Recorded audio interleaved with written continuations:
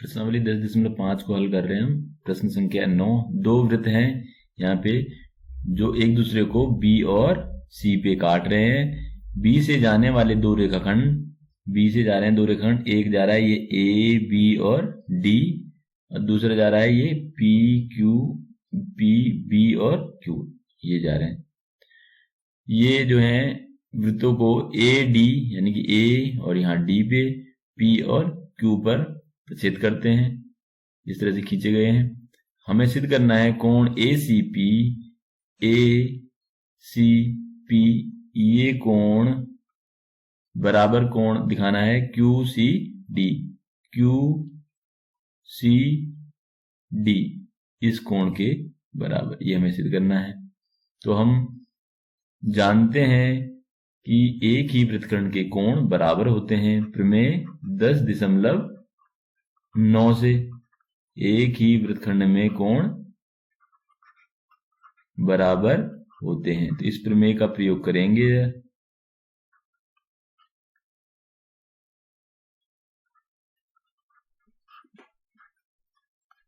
तो देखें कैसे।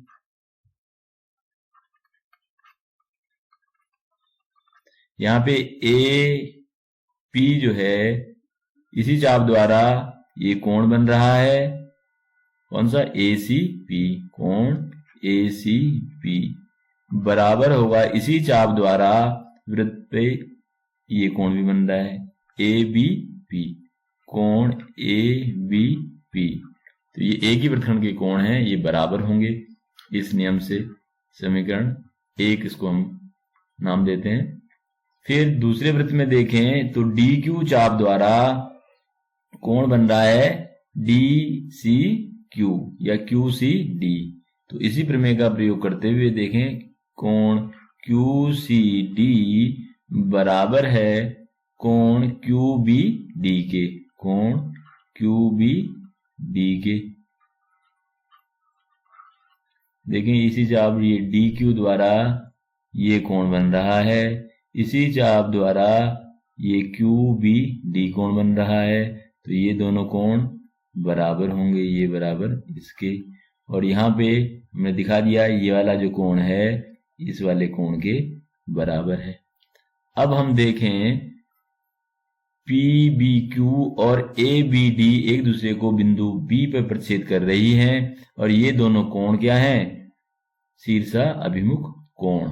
तो हम कह सकते हैं कोण ए बी पी बराबर है कोण क्यू बी डी के शीर्षाभिमुख कोण। ये कोण बराबर है। अब हम देखें ए बी पी बराबर क्यू बी डी के। देखें यहाँ ए बी पी बराबर क्यू बी डी, यानी कि समीकरण 1 और समीकरण 2 में दोनों में दायां पक्ष बराबर हो गया है।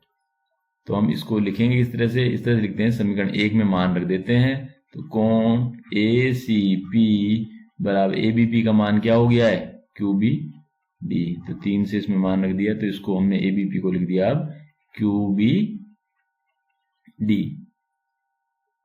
इसको हम समीकरण नंबर 4 दे देते हैं। अब समीकरण 4 और 2 की तुलना करने पर, तो समीकरण 4 व समीकरण 2 की तुलना करने पर, तो ये तुलना कर रहे हैं तो देख रहे हैं दोनों के 2 और 4 के दाएं पक्ष बराबर हो चुके हैं, इसलिए बाएं पक्ष भी बराबर हो जाएंगे। तो कोण ए सी पी बराबर हो जाएगा कोण क्यू सी डी के। यही हमको दिखाना था।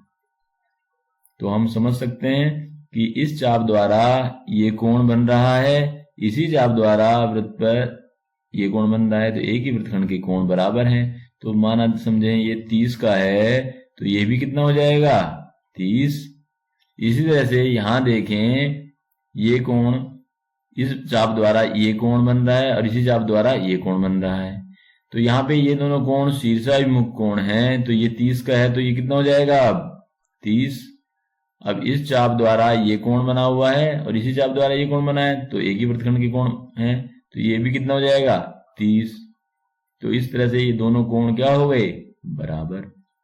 तो यही हमको सिद्ध करना था, हमने ये दिखा दिया, हेंस प्रूव्ड।